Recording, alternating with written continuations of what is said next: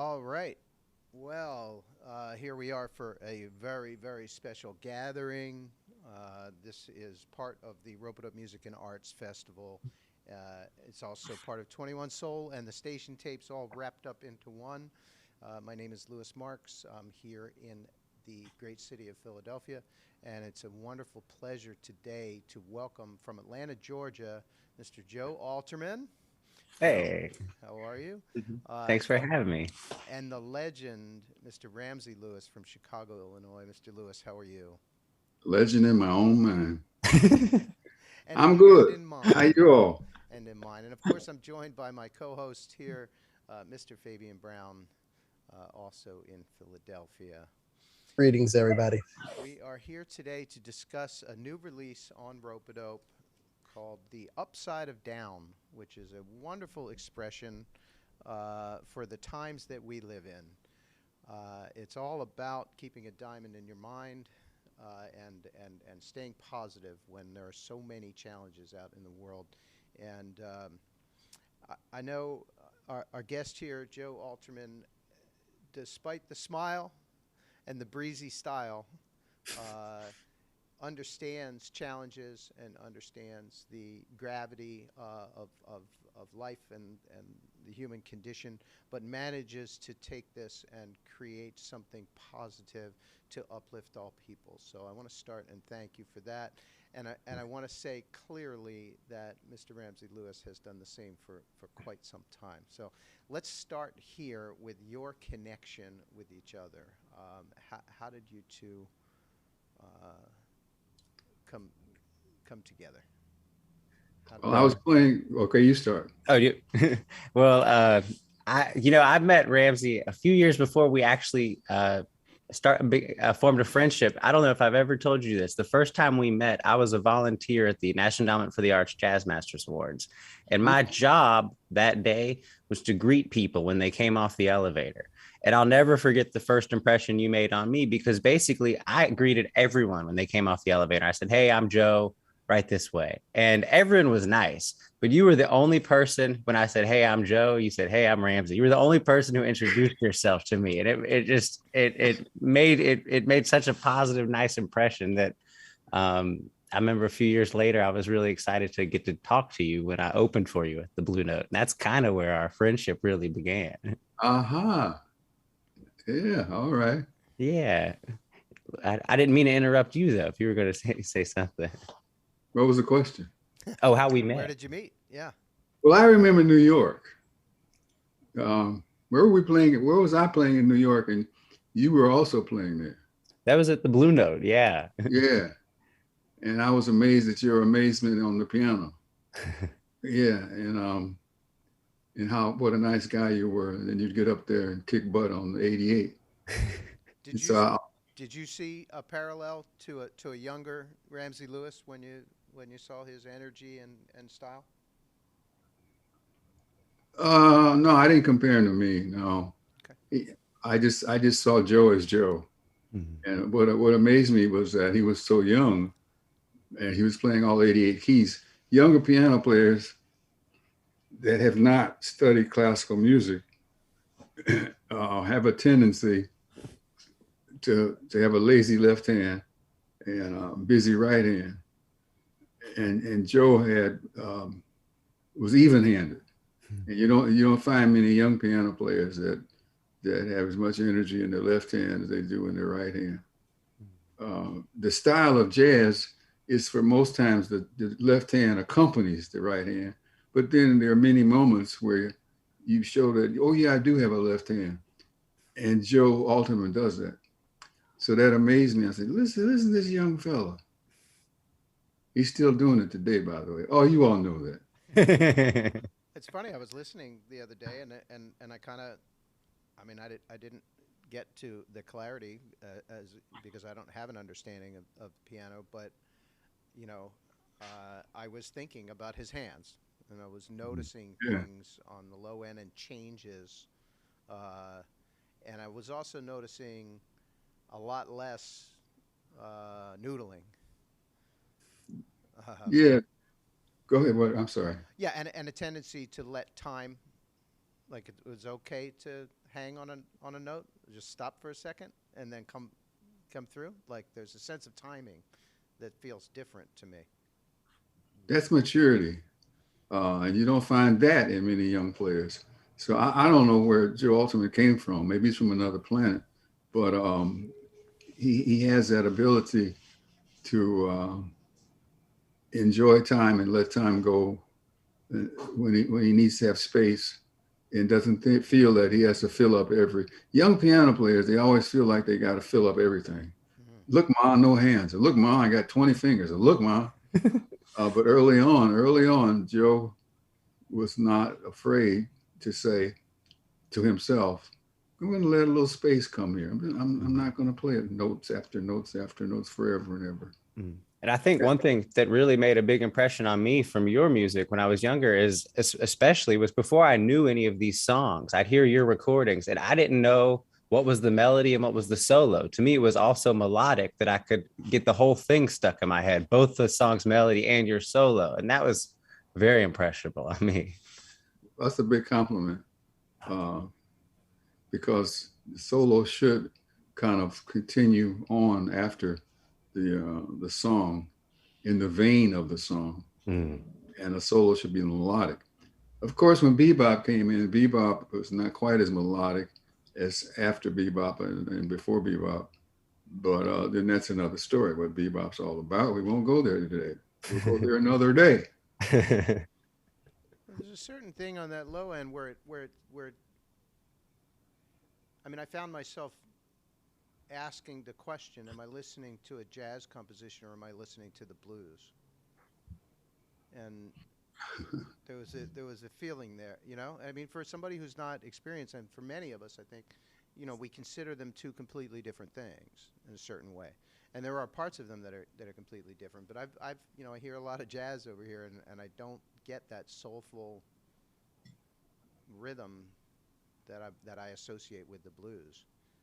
Joe, I mean, who were some of your heroes that led you? Oh yeah, play in that but style? it's, you know, with that, I mean, really, I mean, Ramsey, of course, and Errol Garner and Oscar Peterson and Les McCann. And I think what these people did that really opened things up for me is, you know, I was going to school, and in school they would say things like, you know, here's the chord changes, and then they'd say write a melody line under these chord changes. And I'd write a melody line and the teacher would say, you can't play that note with that chord. But then I'd hear someone like Ramsey or someone like Oscar, and they'd play something that might be a little bluesy that wouldn't necessarily, you know, I know the teacher in that class might say, you can't do that, but they did it and it sounded so good. It made me feel free to, you know, kind of be me. You know, I grew up in Atlanta where I heard so much more blues and bluegrass than I heard jazz, truthfully. My dad introduced me to all the jazz stuff, but it really kind of freed me up to incorporate who I am into the music instead of being, you know, a slave to my teacher who says, you can't play that note over this chord. Does that answer the question kind of? 100%. Yeah. I mean, I'm learning as I go here. You know, it's the beauty, you know, there are times where I think, well, I wish I knew more. I wish I had studied more. I wish I'd learned how to play. But I just have a ball asking stupid questions of accomplished musicians because I learn something new each time, you know? Well, it's like, you know, I'll take a date to a jazz concert and they'll say often, and they'll whisper in my ear in the middle of the concert, is this good? And I'll say, do you like it? And if they say yes, then yeah, it's good. You don't need me to tell you it's good because I play. Well, there is that thing in the genre, right? That feeling of everything was how do I want to put this? Quality or chops were overemphasized in the genre. And I think the marketing plan for jazz for many years was, you know, you're not cool enough to listen to this, or you're not smart enough to listen to this. We're way cooler than you, kind of a vibe. And I just love it when it comes back home to something that I can take in, understand, and enjoy myself without having to know whether it's good or not. Yeah, I dig it. Oh yeah. Go ahead.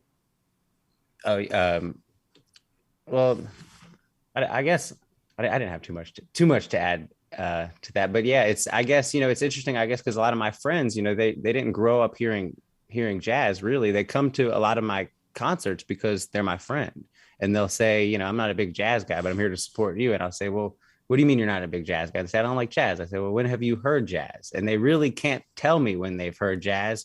And I realized after the concert, they always come up and they'll say, I liked that, but I don't like jazz. Is that jazz? And I'll say yeah. I just realized that, with so many people around my age, I think there's a big preconceived notion when they hear the word and they don't think they're going to like it. But if it's presented in the right way, they're going to like it. I heard that a lot too when I started playing jazz, that people would come to my concerts or the nightclub, wherever I was playing. And they would say, I've never liked jazz before, or I could take it or leave it, but now I'm really into it. And I think that there's a common denominator here that we like to reach out and touch. And you like to reach out and touch with your music. And I got my reach out and touch from playing it in our church, gospel music. You haven't done anything unless you reached out and touched somebody one way or the other. And when back in those days when somebody said to me, I never used to like jazz, but now I like what you're doing, and I'm going to go get involved in more jazz, I took that as a huge compliment. I remember you told me something early on when we first met that made a big impression and might play into this a little bit. It's what your teacher told you, which was, I think it was, technique is necessary, but it's only a means to an end, and the end is music.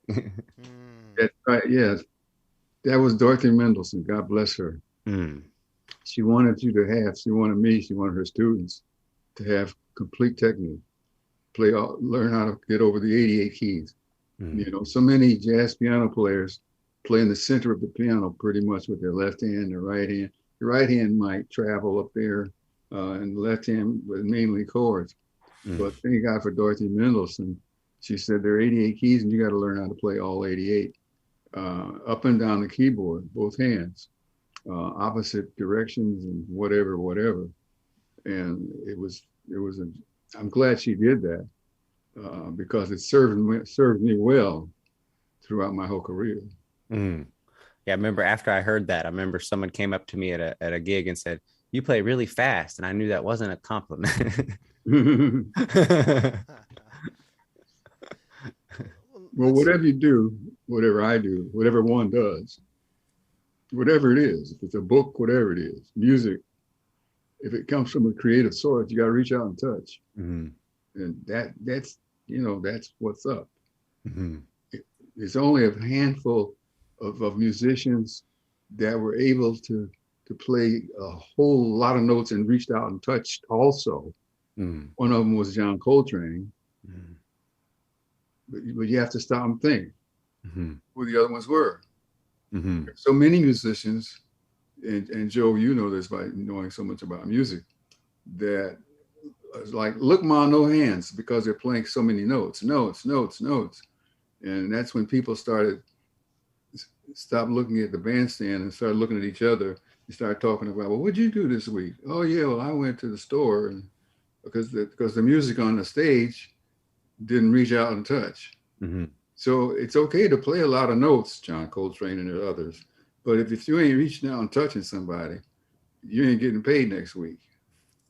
And Joe, you have that ability to play 88 keys, but you reach out and touch. Oh, well, thank you. It really means a lot. That compels me a little bit to jump in and just kind of reiterate what you're saying, Ramsey. Joe, when listening to your album, hearing the conversation about melody being important and being forward, and that's what I hear when I'm listening to your album. I'm hearing a very careful approach to the melody and the ornamentations around the notes that you have throughout the full range of the piano. And I'm just curious, Joe, when it comes to improvising and compositions, is that something that you're thinking about all the time as you're going through your solos? What is your approach? How do you approach and think about a melody through your improvisation? Well, I mean, it's hard to be thinking about all that when you're actually in it, but I think something Ramsey and I share is just a love for melody. And I think one of the things that's really drawn me to so many of your recordings, Ramsey, is that you take a melody and you make it more beautiful. And I think, and that's kind of my goal. And that's where, I kind of sometimes honestly just, and it's not knocking anything, but I feel a little, I'm trying to think, I don't know the word, but, a lot of my peers, I feel like a lot of times I'll go to a jam session and it's not, and I'm not saying this is the mindset that they're going into it with, but a lot of times I feel like, I want to hear this melody be made more beautiful, but a lot of times it's more, I don't know what song there's being played. It's more kind of guess what song I'm playing versus let's make the melody more beautiful. And it's not a knock on that. It's just, I really come from this from I love a good melody place. Yeah, we have that in common. Definitely. Are you thinking about the audience while you're playing? Are you thinking about the process of the gift that you're giving, if you will? Oh, definitely. I did a lot of gigs right after I got out of college where I was kind of a sideman playing, and people would say, play like this guy on this song on this. And it was really kind of modern and not very approachable stuff. And the worst feeling was looking out in the audience, just seeing everyone look bored. And so to me, I look and, I like to see, are people smiling? Are people's shoulders moving? Or, I want people to be smiling. I think, Yeah. Yeah, when I first got out of college, I remember I did a bunch of gigs with Houston Person, and Houston said to me, look, and people are here, they paid their hard-earned money to come and hear you. You got to make them feel good at the end of the long day. Why they're not here to sit and just think. They're here to have a good time and feel something. Yeah, one of the groups that I played with early on in my career, we were conscious of the fact that 99% of the people had worked 5-6 days that week, and the husband, the wife, or the girlfriend, the boyfriend, whatever, said, let's go hear some good music and relax. And they might have X number of dollars, which are not a lot of money, to spend on entertainment. And they come in and they want a good seat down front, and they got a good nice seat down front, and they order their drinks, and here they are. And when the musicians get up on stage and I keep using this phrase, reach out and touch, or even aware that it's not a music class. They're not aware that this is not a harmony class. It's not a music history class. These are hard-earned dollars by people who work hard, and they're here to be, quote, entertained, unquote. Now, it's not that you should solicit their attention, but you should be aware not only of their physical body sitting there, but be aware that they're not from a music class. Mm-hmm. And I've always been aware of that. And maybe I was aware of it because of the years that I spent playing in our church. And man, if the choir or the soloist or whoever, when you got through or during, you didn't get some kind of response, it was like, well, we don't need you anymore. I mean, if somebody didn't stand up and raise a hand, stand up or shout or something, it's like, oh, okay, maybe next time, but not you. And so it ain't what you do, it's how you do it. It's the way that you do it. And Joe Alterman has that innate ability. It comes to Joe Alterman naturally. And it came to Joe Alterman as a young guy, that his piano playing, which I heard at the Blue Note in New York when he was just a baby. And I'm like, who is this kid up there? And Joe was making the piano talk. I'm saying, what? Who? And years later, here he is kicking butt, talking like, move over, Ramsey, get out of the way. No, never. No, well, thank you. That was some special times at the Blue. And I remember I'd opened for you maybe only 4 or 5 times, but I remember we'd sit together, on your set break, and I remember walking away. It'd be like once a year for like 4 years, and I'd walk away, and just learned so much from every time we got to spend together. And I remember you told me after one of those nights that you had opened for Oscar Peterson, or been intermission pianist for Oscar Peterson at London House for like 3 weeks at a time. No, Twice a year. 4 sets a night or something. Yeah. And I kept thinking, gosh, if I'm getting this much out of just one set once a year, what was that like for you? 4 sets a night it was just such a powerful experience. Well, it was an experience, and I'm glad that I went through that. Before there were hit records, playing, there's the house trio at the London House, because the London House was a piano room in Chicago. Mr. Kelly's was the vocal room. They had Barbra Streisand, Sarah Vaughan, before they were mega hits, mega stars. It's 2:00. But London House was a piano room, and George Shearing, Earl Garner, Oscar Peterson, all the top piano players played there. And we were the intermission trio. And when they got through, we went up and played. But as they were playing, we got to also sit out in the audience and check out not only how they played and what they played, but how they approached the audience and what songs followed what tempos. And the London House was a restaurant also. So it was known for its steak. Make a date with a steak. Make a date with a steak tonight was its logo. And during prom time and graduation time, twice a year, they made a special deal for kids to come in. And it was just interesting how George Shearing, Oscar Peterson, Earl Garner, and those people reached out and got these kids to either quiet down or whatever, and check out the music. And I'm like, okay. When all the kids weren't there on other nights, they might play a few more ballads.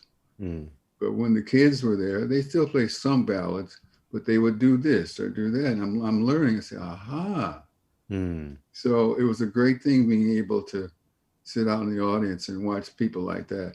So you were in New York at Blue Note, and you got to watch a whole bunch of people. Oh yeah. Man, what was that? It was special. I actually started out at the Blue Note as a student intern. And my first day, we're helping them out in the office. Oh, wait. What does that say about your ability to play the piano? As a student intern, I played Blue Note. No, what are you doing here? Well, before I even got a gig there, I had it was through my college. They set up me to just meet everyone at the Blue Note and, work in the office, basically. It was kind of like an office job. And that's they got introduced to my music through that. But I remember the first day on the job, they said, Joe, can you do us a huge favor? I said, sure. They said, we're really sorry to inconvenience you, but McCoy Tyner's just sitting all by himself. Will you just go keep him company for 2 hours? I said, boy. What? And I was just obsessed with Hank Jones at the time. And I said Hank Jones. Yes. Oh, yeah. And I said that to McCoy, and he said, let's go down to the piano. And he took me down to the piano, and he played like Hank Jones for 20 minutes. And it was really incredible. It was spot on. It was so special. Yeah. Wow. Yes. It was a special experience, but I didn't get to play opposite them, and learning to play opposite people I look up to so much was a learning experience in its own. I remember Ahmad Jamal came to hear me one time, and that was the first time I played for anyone, that I really looked up to. And I was so nervous. He was sitting right, in front of the piano, and it took a long time to realize, that the goal should not be to play for the one person. You play for everyone, then he'll probably enjoy it more. So I remember feeling a lot better by the time you and I met. I was just so nervous that first time. And, coincidentally, I remember I shared that story with Les McCann, and Les was telling me about playing at London House the first time. And he said that he was about to walk on stage and he was nervous. And he said, Oscar Peterson walked in the door and he freaked out, and he went over to Oscar's table and said, Oscar, I love you. You're my hero. Thank you so much for coming, but I can't play in front of you. And he said that Oscar said to him, I didn't come to hear me. I came to hear you. And that kind of changed, his mindset towards all that stuff. And I love that. I have an Oscar Peterson story. It's not about me and Oscar Peterson, but Oscar Peterson was playing a London House, of course, in Chicago. And it was before we were the house band. And another band, another trio was a house trio. And during intermission, they would play. And during this intermission, Oscar went over. He didn't leave the room. Most times he would leave the room because he felt that if he stayed in the room and people are going over for autographs and this, that, and the other, it's a distraction to the intermission piano player, the intermission trio. So he left the room most times. But this time he had some friends there and he sat with them. And the piano player, the trio that was intermission, started playing, but they started playing Oscar Peterson songs, and the piano player was trying to play like Oscar Peterson. I never saw Oscar get pissed off. At the end of the set, Oscar almost ran up to, I ain't gonna call his name, him, and pulled him off and into it was in an office. The London House is in an office building, but downstairs on the first floor is this great lounge, nightclub, restaurant. Pulled him out into the hallway of the office building, the back of the nightclub. And he said, don't ever do that. Don't ever imitate. Don't ever imitate me or anybody else. You got to play, and don't try to impress people. You got to play what your own being tells you to play. The other thing, the experience I had with Oscar Peterson that I'll never forget, besides other things, being the house band in London House, I had a lot of experiences with Oscar Peterson. But another one, I asked him some questions at the end of the show, and he said, well, what are you doing tomorrow around noon? I said, well, what do you want me to? He says, come over to the Palmer House. That's big time hotel here in Chicago. And we'll talk about it. So we went down into a ballroom where they had a piano. And he says, okay, from middle C to the F, octave and a half above middle C, play something interesting. I'm like, really? He said, yeah, just play something. Now, for those people who don't know the piano, that's not a lot of keys. There are 88 keys on the piano, okay? I think he chose about, 16 or 17? Yeah. 18 keys. He says, now play something interesting. I'm like, really? And he said, yeah. So I don't know what I played. And I said, so what would you do? And he took that same set of keys on that piano and he played some beautiful stuff. I'm like, really? And he says, you can do that. Now you sit down. And it was really eye-opening that you didn't have to play dazzle mom with speed. And you didn't have to, if necessary, go everywhere. You could play a few notes, but how you play them, where you played them, and the combination of how you played them. From Oscar Peterson, who, if necessary, he could play two pianos at the same time. Well, not really, but that's the feeling you basically, yeah. Wow. So I have other stories about Oscar, but those are two of mine. What a treat. Yeah. I got to play his piano in his house. Oh, boy, man. He had a Bosendorfer. And Jan and I, my wife, we went up there. I forgot the occasion that brought us up there. And we went downstairs. And at first I was afraid to touch it. I said, I don't want it. So his wife said, got her name. I know her name, and it's leaving me now. Kelly, I think. Maybe. Is it Kelly? I think so. Yeah. She's just going. Anyway, to play his piano in his music room in his house was a huge, huge thrill. And I guess I'm making a lot out of it, Oscar Peterson. Oh, but those who don't know Oscar Peterson, check him out. Yes. Kelly is correct. At least that's one of the answers that is listed on Google. Something's happening. Something's Something just happened. Yeah. The Something audio. Yeah, I'm having. Are we all right? I'm having the same problem.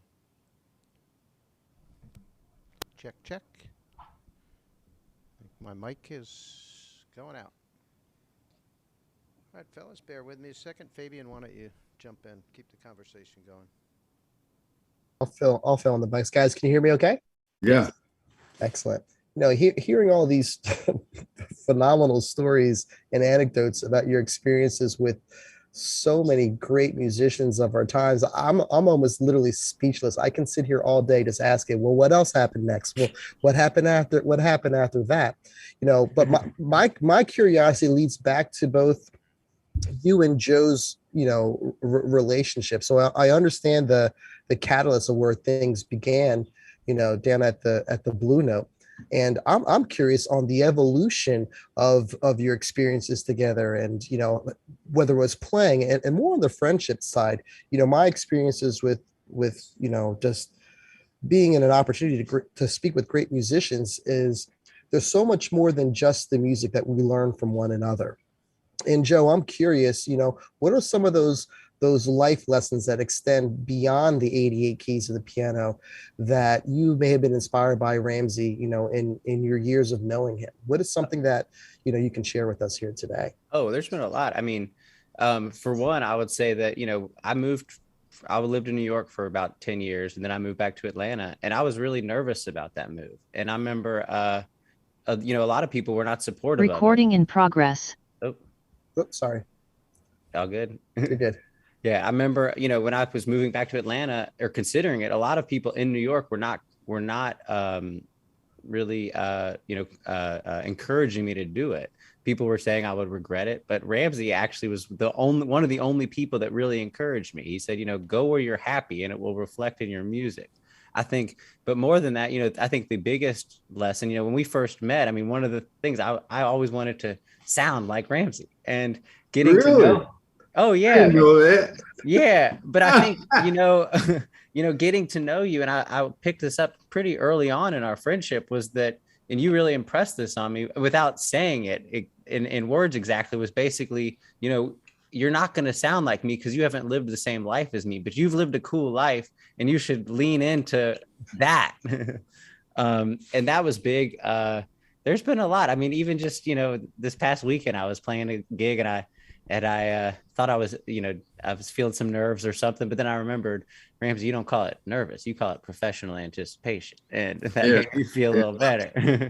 I mean, there's been so many things, and it's not just, everything musical does, help with your life. I remember right before I moved from New York, I was playing somewhere and Paul McCartney came out. And I took that as a sign that maybe I should not be moving from New York. And I remember sharing that with you, and you said to me, look, that's really cool that Paul McCartney was at your gig, but imagine he comes to the next 50 of your gigs. It's only going to be cool for the next 4 or 5 times. And it was true. It gave me a different perspective, and I didn't really see it as, take this as a sign as you should not move where you want to move. Yeah. Well, speaking about the jitters, there's a professional word for it, but I can't think of it at the moment. I thought that I was the only one that got the jitters before we went on, until I read, it was a very popular classical opera singer making tons of money, thousands of people coming to see her. And she said she was good in the dressing room and she was good, this, that, and the other. But as they were walking to the stage, just about to go on, and as she was standing there, there was this moment of anticipation. And she had to kind of relax and tell herself, okay, here we go. Mm. And so that helped me quite a bit, because I thought I was the only one that said, oh boy, here we are. Oh, look at all those people. Are they so old? They are sold out. Look at that. Rah. And then when I read about her, I mean, she's dead. Wow. Okay. And I forget, there's a term for it, which I can't pull up right now. The one you told me was professional anticipation. That's That's it. Professional anticipation. I love that. Yeah, yeah. We all get it. We all, and that's a good thing. Yeah. I mean, because that means we're happy the audience is out there. We're impressed that they're out there, and it's like, oh, it's the opposite of, oh, look at my watch. I gotta be doing this for 2 hours, and have my drinks ready when I get, your mind is somewhere else. Mm. But we appreciate where we are and what we're doing. Shows that you care. Very good. Yes. Can you folks hear me now? Yeah. Yes. All right. Ghost in the machine. Don't know what happened there. It's the It happens. cosmic thing that says stop talking. Are we still having a problem? I'm hearing it as well. It's a little bit of a click, maybe when you move. I don't know if it's the headphones or something. It's probably a cable. Well, if you can hear me okay, my gosh, these stories are amazing. And, I'm so happy that we are able to record this kind of historically. I mean, these are things that this is going to last, right? And people can come back and refer back to this. So much is lost in the digital age, and so with all the information out there, and I kind of find myself wanting to be at that Chicago restaurant, and hear more of it. I mean, whew, the golden days. But Joe, you're carrying the torch and continuing this. Making people happy, and that is just so underrated these days. People need to find joy wherever we can find it, and I'm certain you can find it listening to Joe Alterman's new album and seeing him live. Fabian, I just want to pass it over to you. If you have any other questions for these fine gentlemen today. Well, one thing I will ask, Joe, what do you want the listener to walk away from after hearing this album? There's a lot of things as a musician I can keep talking on and on about, but for that average Joe, I guess pun intended here, what is a few things that you want the listeners to walk away from listening to the album? I really want people to just feel better than they did before. I hate to say it that simply, but that's pretty much it. I hope they enjoy it, and I hope they feel better and want to listen to it again. Your music does that. Oh, well, thank you. And I'm sure this album will do that for a lot of people. Fingers crossed. I hope so. And then I guess one for Ramsey, what's one word of encouragement that you would share with Joe as he's moving through his career over the next 20, 30, 40 years and beyond? What's a word of encouragement that you would share with Joe to keep pushing on forward? Whatever you're doing, keep it up, because it's the right thing. You're sounding great every time I hear you, and your playing is superb. You look good, and people love you. I mean, you're from Atlanta, but people love you in Chicago. When is he coming back to play Chicago? When is he coming back to play Chicago? So you're doing something right, kiddo. Well, thank you. It's not a great piano player. There's something else going on there too, which is important. So when you go up on the bandstand, you're not just reaching out and touching with the piano playing, but there's something about your being as you go up there that people feel and see that is important also. And so don't lose that. Yes. Go get the big head. No. Well, no, that really means a lot. No, thank you. I won't get that big head. Well, gentlemen, thank you both so very much. I'm going to just take it out with a little bit of Joe's music from The Upside of Down, due out on August 13th. And here we go. Good to see you, Joe. Hey, you too. So good to see you. Thank you for being here doing this. Yeah. It's a treat.